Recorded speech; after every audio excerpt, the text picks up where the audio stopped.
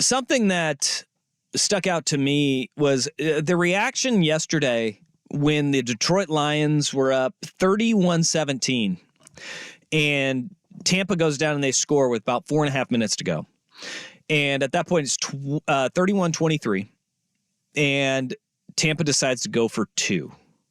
There was a lot of reaction like, why would you go for 2 there? You're down 14 points, kick the extra point, right?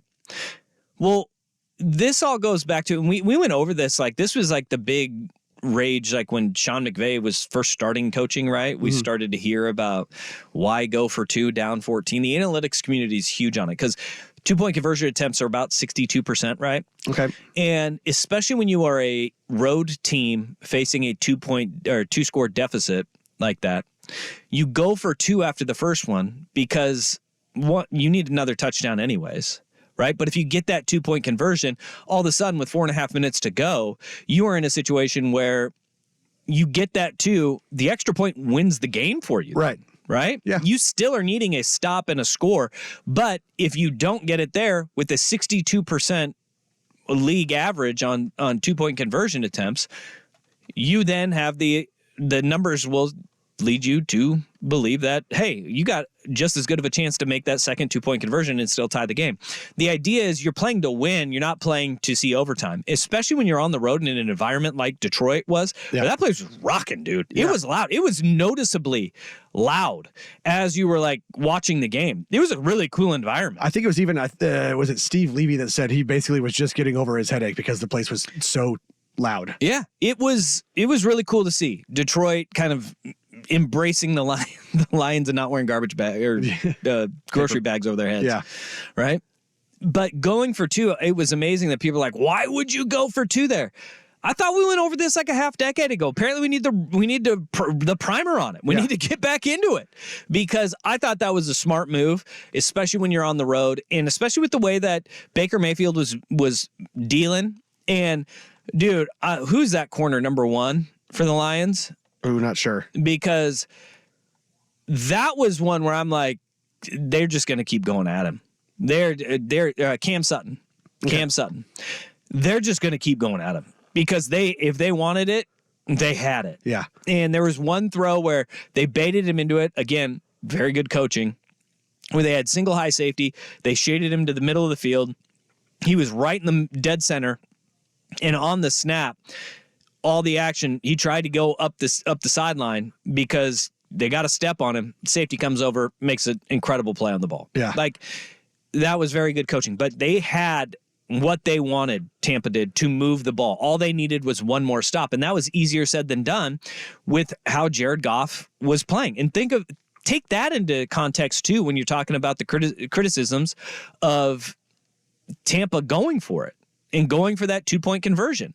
Because if you looked at what Jared Goff was doing, I outlined what he did in the fourth quarter, which was 11 for 12 for 131 yards and a touchdown. He was catching his rhythm. So if you can, go for the jugular.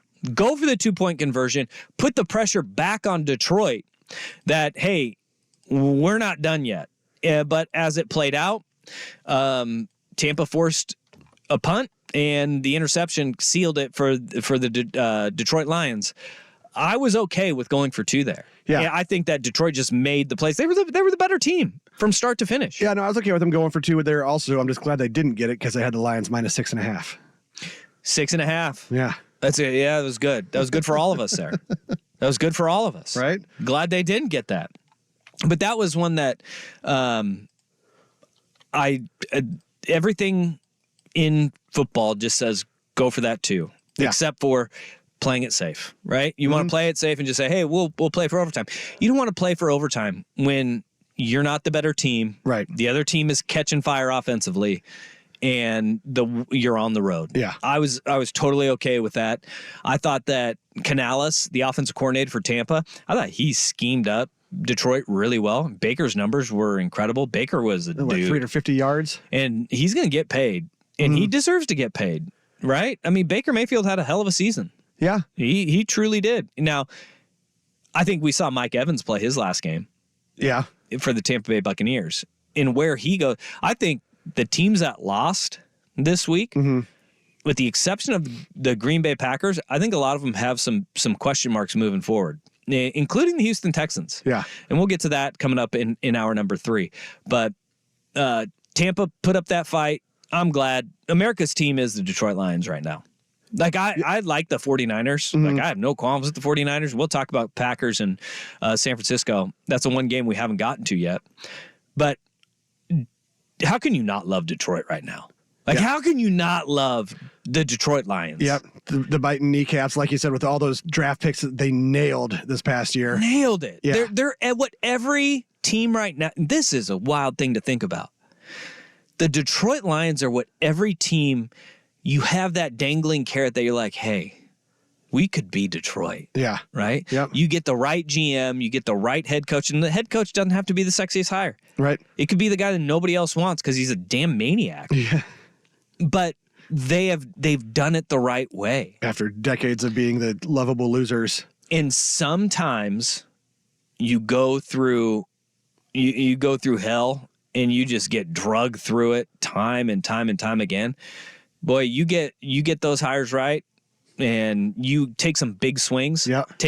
Sending away arguably, well, not arguably, Barry Sanders still is, but one of the best players in your franchise's history in Matthew Stafford, and you take that big swing to get to where they are right now, and they hit it out of the park at every turn. Yeah. I love Detroit right now.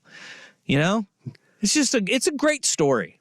Are we looking for a Ravens Lions Super Bowl? I would. Yeah. I would. I'd be all in on the Ravens Lions Super Bowl. That'd be a fun game. I would be. I mean, it would be physical as all get out. Mm-hmm. It would be two franchises. I mean, we recently have Baltimore winning one. But again, this goes back to what I was saying earlier. Like, everybody overlooks Baltimore. Yeah. Like, everybody overlooks, like, how dominant and how good they are organizationally. Oh, they can't win with Lamar in the playoffs. They can win whatever they want with Lamar in the playoffs right now.